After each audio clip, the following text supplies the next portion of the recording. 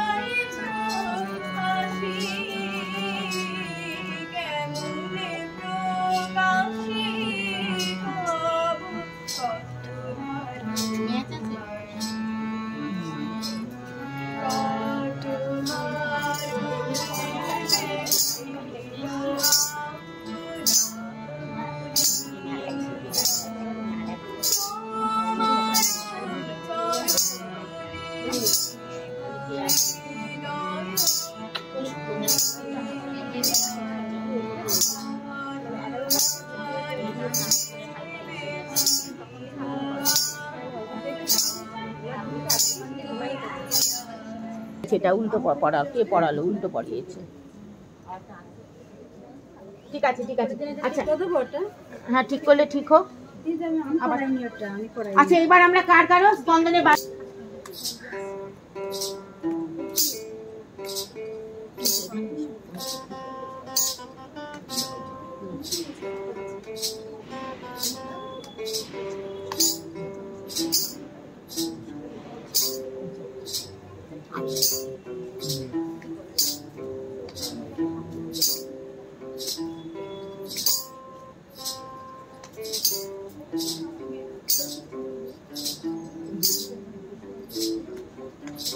না জিজ্ঞেস করছি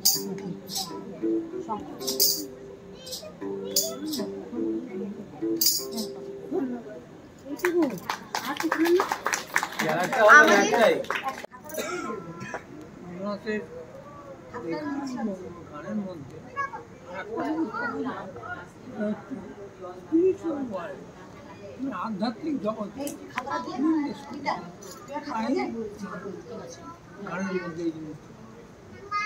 আমি তো রবীন্দ্রনাথ ঠাকুরের লেখা কবিতা যাবার দিন। যাবার দিনে এই কথাটি বলে যেন যাই, যা দেখেছি যা পেয়েছি তুলনা তার নাই। এই জ্যোতি সমুদ্রে মাঝে যে শতদল পদ্মরাজে, তারই মধু পান করেছি ধন্য আমি তাই।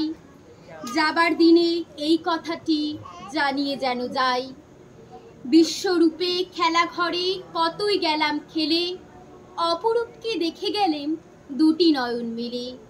পরশ জারি যায় না করা, সকল দেহে দিলেন ধরা। এইখানে শেষ করেন যদি শেষ করে দিন তাই। যাবার বেলা এই কথাটি জানিয়ে যেন যাই।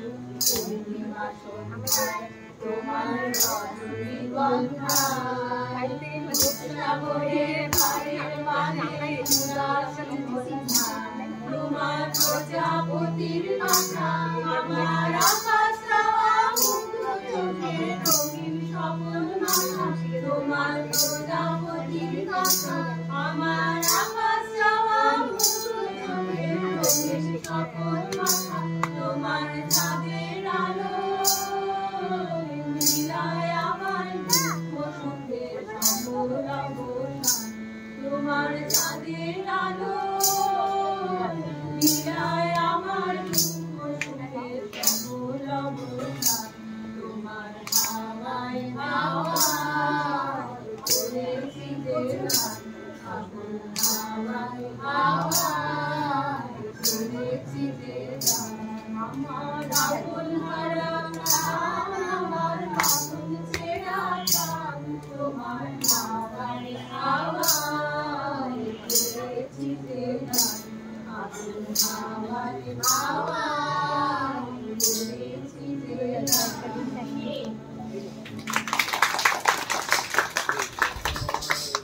এবার আমরা একটা কবিতা শুনে নিই অনুপদা।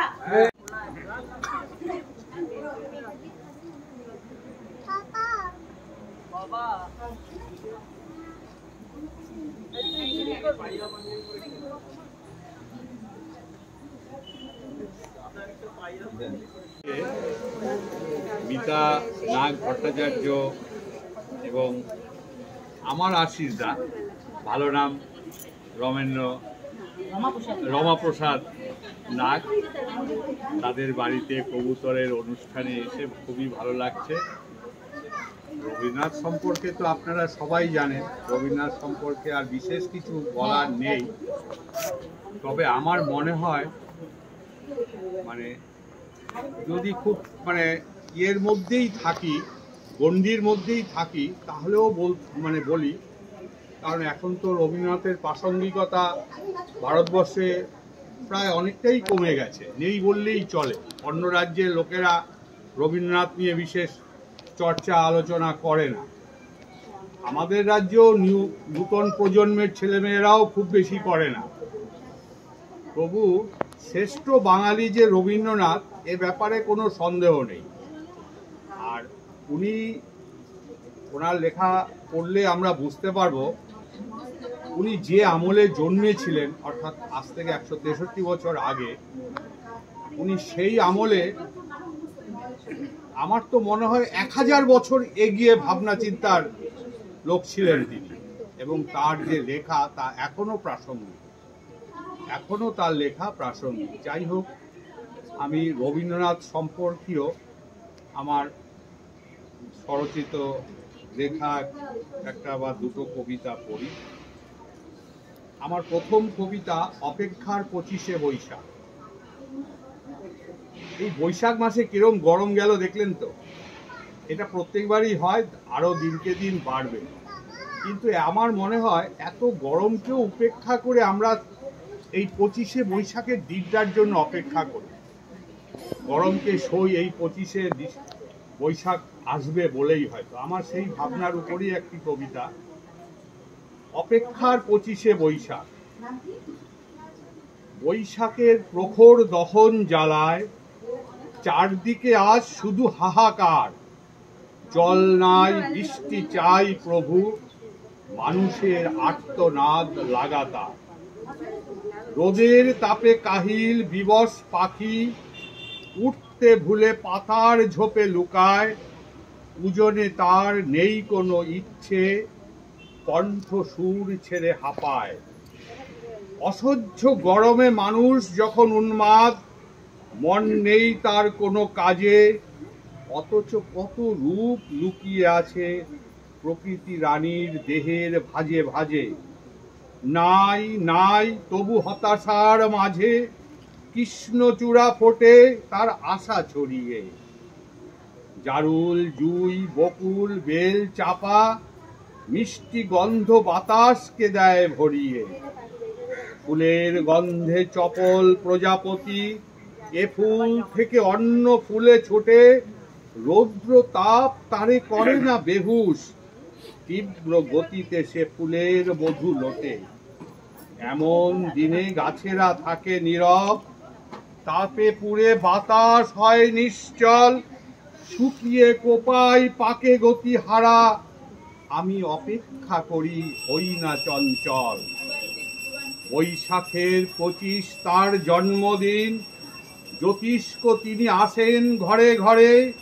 কুসুমে কুসুমে চরণ চিহ্ন একে, বাঙালিকে দিয়ে যান সুধা ভরে। আলোকের এই ঝর্ণা ধারায় আজ দূর করো সব হতাশা হে প্রিয়নাথ। সকল ভাবের প্রাণ প্রদীপ জ্বালিয়ে তুমি আমাদের ঠাকুর রবীন্দ্রনাথ।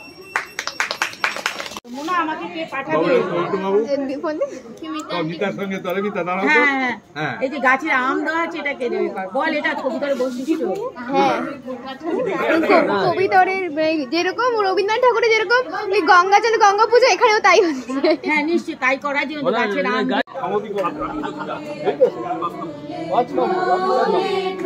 এই চুপ,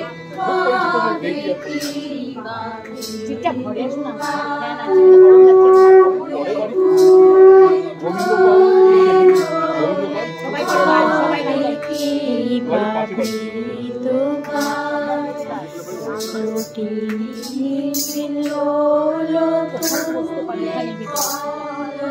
নাচলে হবে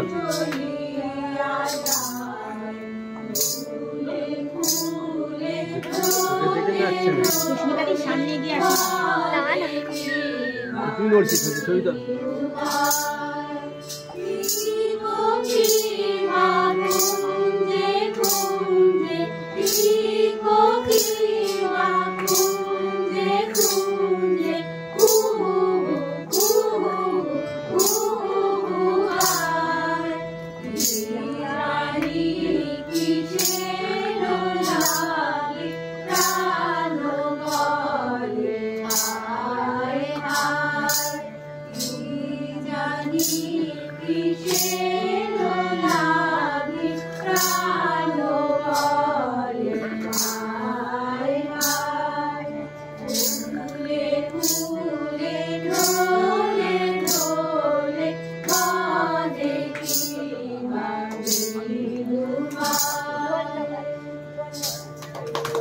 হাততালি, খুব সুন্দর নাচ হয়েছে, খুব সুন্দর।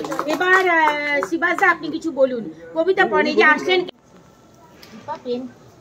দিনে কবিকে আমার অন্তরের বিনম্র প্রণাম ও শ্রদ্ধাঞ্জলি জানাই। রবীন্দ্রনাথ এক কথায় আমাদের অনেকেরই পরম আশ্রয়। আমাদের মননে, চিন্তনে, দর্শনে তার প্রভাব অপ্রতিরোধ্য। তিনি প্রাচ্যের ঔপনিষদিক ভাবনার সত্যদ্রষ্টা ঋষিতুল্য ব্যক্তিত্ব। তার নিজের কথাতেই আমার যা কিছু সৃষ্টি, কবিতা, প্রবন্ধ, গান, নাটক, উপন্যাস, এর সবেরই মূল উৎস এই উপনিষদ। ছোটবেলায় তিনি বাড়িতে ঈশোপনিষদের মন্ত্রগুলো পাঠ করতেন। এগুলোকে মন্ত্র বলা হয়, কারণ আবহমান কাল ধরেই এগুলো ছিল। সত্যদ্রষ্টা ঋষিরা এটাকে আবিষ্কার করেছিল, ঠিক নিউটনের ল অফ গ্র্যাভিটেশনের মতো। যাই হোক, তো তখন এর অর্থ কবি বুঝতেন না। পরবর্তীকালে যখন তার সংস্কৃতে শিক্ষালাভ হয়, তখন এর প্রতিটি মন্ত্রের সুগভীর অর্থ কবির নিকট প্রতিভাত হয়, এবং এটাই কবির সমগ্র সৃষ্টির মূল প্রেরণা বা উৎস হয়ে দাঁড়ায়। কবির জীবনের একটি বড় দিক ছিল সত্যনিষ্ঠ হওয়া। এটা তিনি বিভিন্ন কবিতায়, প্রবন্ধে, নাটকে বারবার ব্যবহার করেছেন। সবাই তো হাততালি দিন। এইটা আমার ছোট বিভিন্ন পত্রিকায় বেরোনো গল্প সংকলন। আচ্ছা, দাঁড়াও। হ্যাঁ, রেডি। ভিডিও করা ভালো। হ্যাঁ, বই পড়বেন এবং পরে নিতে বলবো আরো। আমি সেটা দোয়াটা হয়নি। মাঝে মাঝে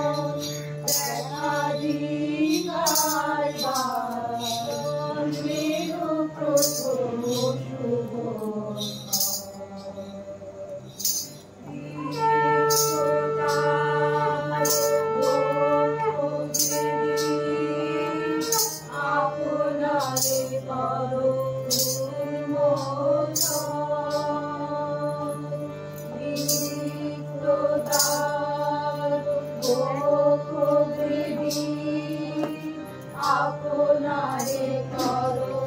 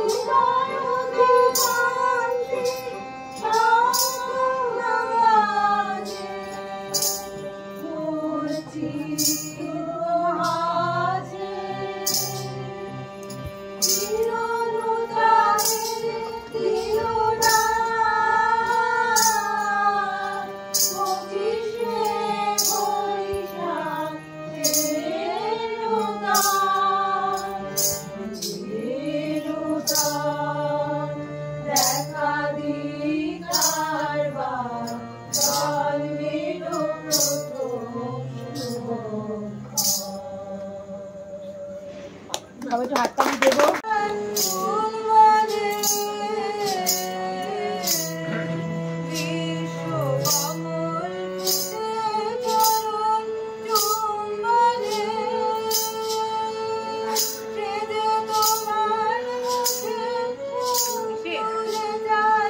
না না না না বসতে হবে, না না বসবো, এই তুই বসো, বসো এখানে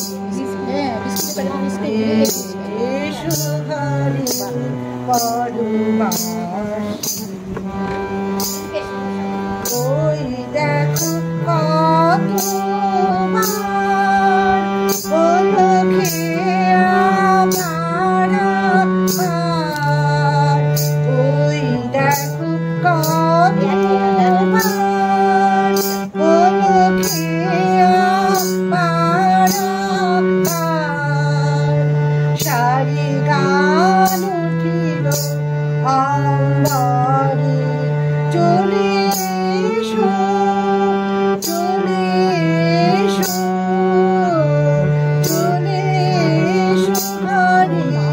পরবাসী চলে এসো ঘরে পরবাসী আকাশে আকাশে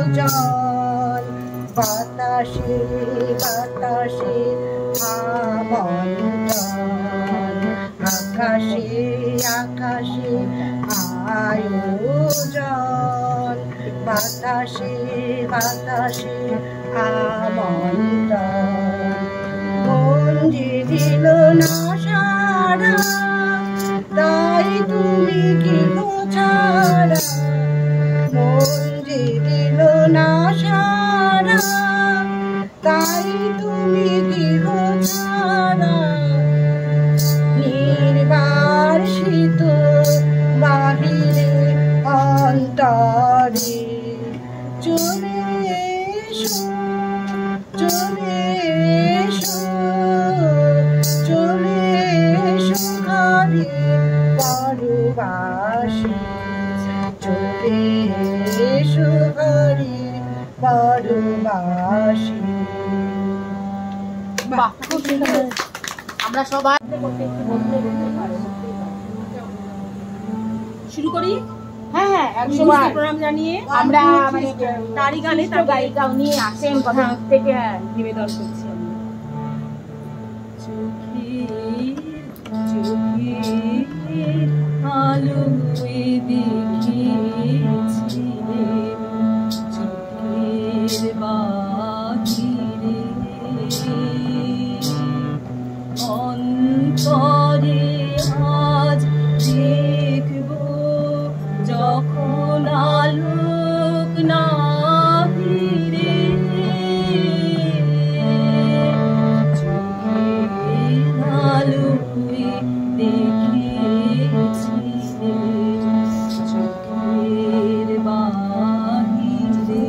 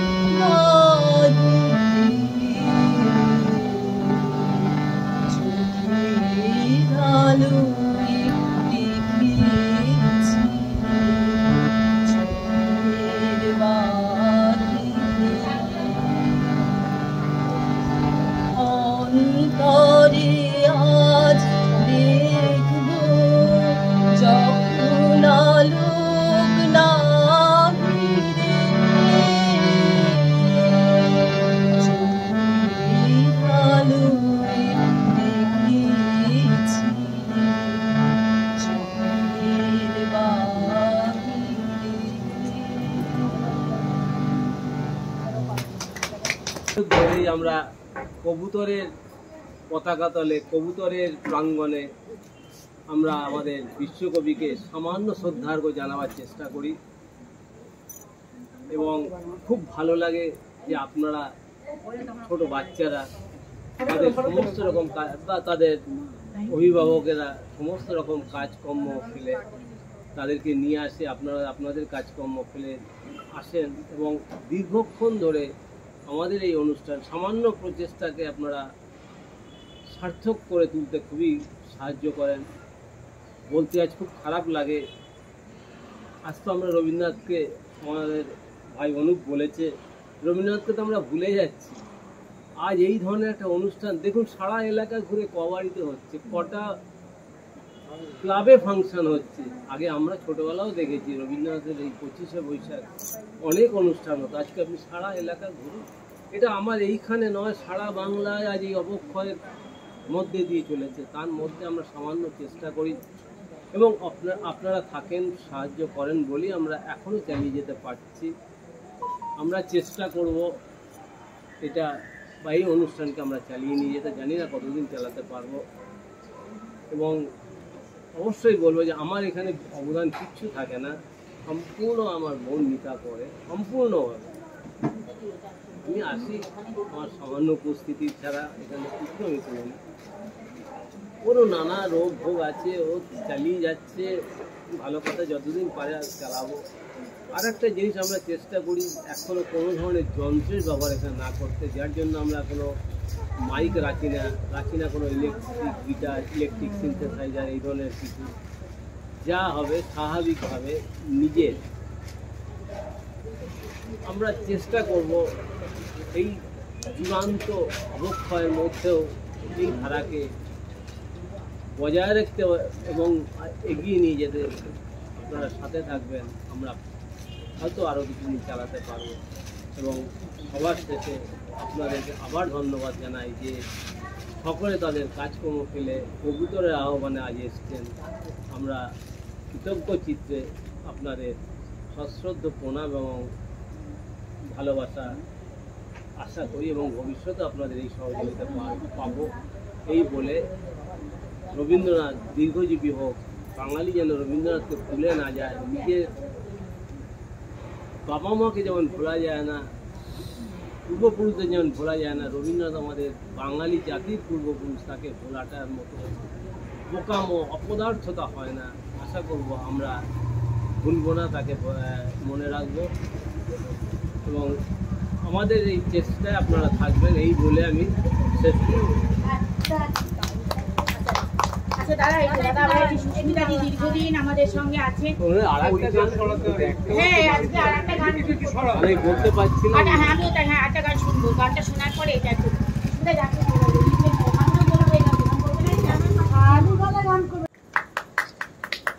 আচ্ছা, এইবার যারা পারফর্মার তারা সকলে একটা একটা করে এসেছো। কে কে পারফর্ম করেছে?